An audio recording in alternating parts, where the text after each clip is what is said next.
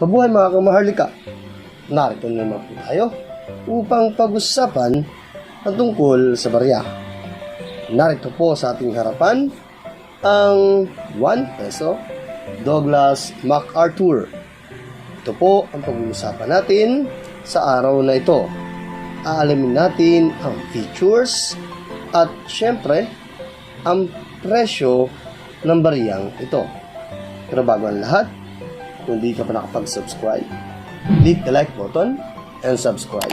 At click mo na rin ang notification bell para ma-update ka sa mga susunod na video na ilalabas ko. So, wala na po natin. Okay, so nandito po sa ating harapan ang 1 peso Douglas MacArthur. So, una, pupunta muna tayo sa BSP website. Ito ay bsp.gov.ph, no? Nakalagay dito sa kanilang definition ng 1 peso Douglas MacArthur. Ang nakalagay po dito na pinakapangalan niya, no?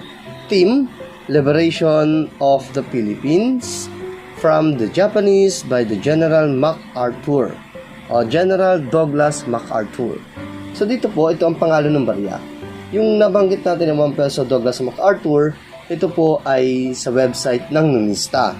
So mas mahaba kasi kung itong ilalagay natin na pangalan, no. Dito kasi sa nunista mas pinaiksi siya. Okay. So nakalagay dito sa detalye ng baryang ito sa BSP, ang kanyang obverse ay Portrait of Douglas MacArthur, Defender and Liberator of the Philippines, October 20, 1944. So yun po yung kanyang harapan. Yung kanyang likuran naman, Seal of the Republic of the Philippines. Philippines, salitang Pilipinas, no? 50 centavos and 1 peso. So dito po kasi sa BSP, dalawa yung inano niya na pinakita niya. Yung isa is 50 centavos, yung isa naman ay 1 peso. Year printed, 1947. Denomination, 50 centimo. And amp, so hindi natin to alam kung anong tong amp na to. 1 piso. So dito po ay dalawa, no? Meron 50 centavos at 50 centimo at 1 peso. So precious metal component, ito po ay gawa sa silver. At meron silang nakalagay dito na note, no? Images do not depict the actual size, not available for sale, demonetized. So ibig sabihin, ang ating BSP ay hindi na po naglalabas o nagbebenta ng ganitong uri ng barya. Okay. So yun lang po ang binigay na detalye ng BSP. So medyo bitan tayo, no? So hindi natin alam kung anong weight niya, diameter. So marami pa tayong tanong. Ngayon, para malaman natin yun, pupunta tayo sa website ng nunista. So nakalagay dito, no, yung kanyang pangalan o pinangalan ng nunista. Sa baryang ito ay tinawag nilang 1 peso Douglas MacArthur, no? So features, syempre Philippines, period, Republic, 1946 date, type, non-circulating coin. So hindi na po siya ginagamit sa ating sirkulasyon. Year, 1947. So parehas naman po sa nunista, ay sa BSP website, no? 1947 siya ginawa. Value, 1 peso. Currency, peso. 1857 to 1967. Composition, silver is 0.900 and copper is 0.100. So, pwede natin sabihin na ang silver is 90% at 10% naman sa copper. Hindi talaga siya puro. Pero at least 90%, mas marami pa rin, mas malaki pa rin yung component ng silver kaysa sa copper. Weight, yung kanyang timbang ay 20 grams. Kanya namang diameter, 35.5 mm. So halos kasing laki yata ito ng 1972 nung na piso. Thickness, 2.5 mm. Shape, round. Technique, milled. orientation, coin alignment. Demonetize, syempre, no, yes. Number, and number sign, 1, 2, 7, 5, 6. References, KM number sign, 185. Sean number sign, 2-3. Commemorative issue, Liberation of the Philippines from the Japanese by General Douglas MacArthur. Philippines, obverse. No? So ito yung obverse natin, nabanggit natin yan kanina. So wala namang pinagkabihalos yan sa BSP na website. Okay, so dun sa edge natin, so dito kasi sa BSP, wala pong nakalagay na edge na rin siya. Ito po ay readed, no? Yung mint, letter S. So, sabihin yung letter S na yun yung mint niya. United States Mint, San Francisco, United States, 1854 date. Okay, so 1947S, doon tayo sa presyo. Sa presyo na nanggaling kay numista. So, binigyan ni numista ng presyo ito, no? So, meron lamang siyang 1,000 pieces. So, siguro nung panahon na yon, sa tingin ko, circulated na to, nagamit to circulation. Sa dami kasi nun, 100,000, malamang sa alamang, ginamit ito. No? So, yung kanyang very fine is 1,033 pesos. Extra fine, 1,033 pesos. So, magkakarasan sila. Almost uncirculated, 1,033 pesos. At yung kanyang uncirculated is 1,594 pesos. Ito po ay ayon kay numista, no? So, pinaka-base natin, pinaka-basehan natin, itong presyo na ibinibigay ni numista. So, yun, hanggang doon lang po yung pinakamalaki niya is 1,594 pesos para sa uncirculated. So, kung barya ay napakaganda at hindi pa nagagamit, no, pagkalabas sa bangko, naitabi ka agad, so uncirculated talaga siya. So, yung sabi kay numista is ito na nagkakahalaga ng 1,594 pesos. Okay.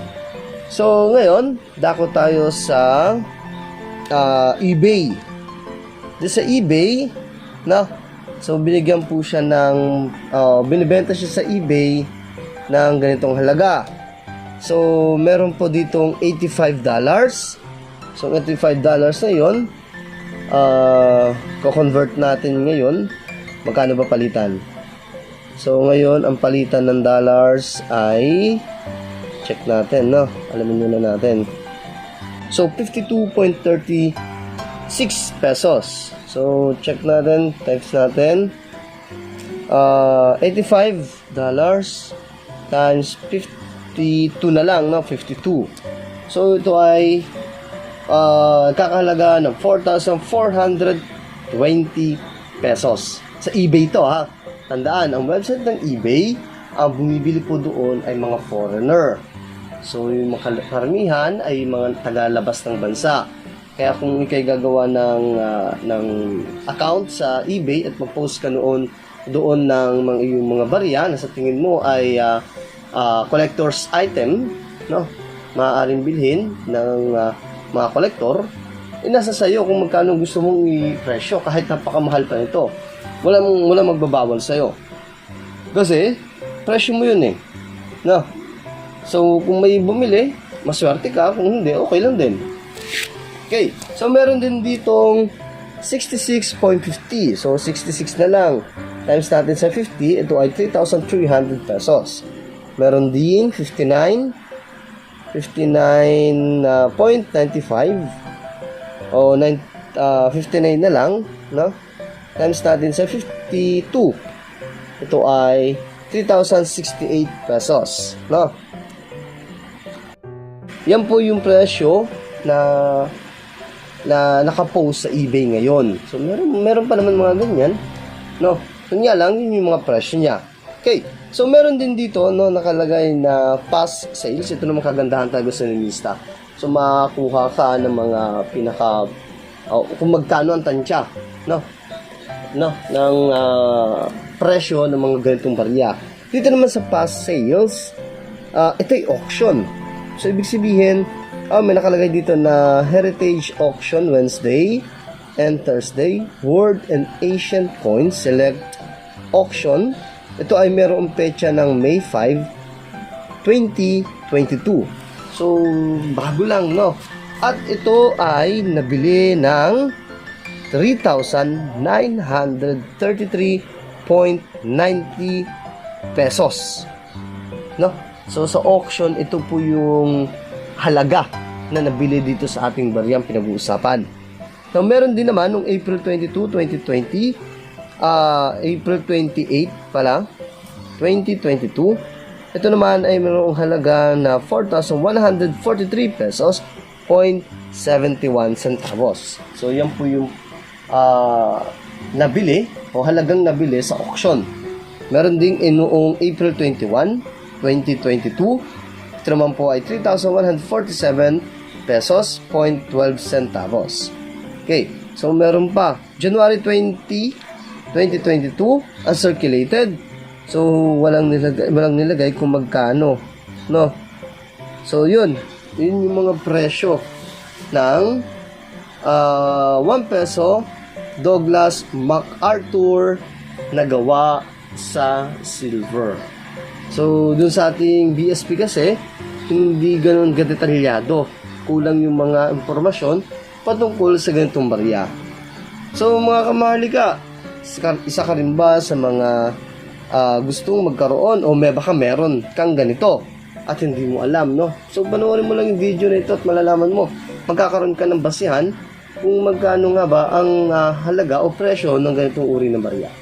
At syempre, no, medyo magugulat ka, may ganitong barya pala, no, na binigyan o ginawa pagkatapos ng gera ng panahon ng mga Hapon, no? So itong barya na to nakalagay naman na pagkalaya ng mga Pilipino o ng Pilipinas sa kamay o sa pamamahala ng mga Hapon sa pamamagitan ni General Douglas MacArthur, no?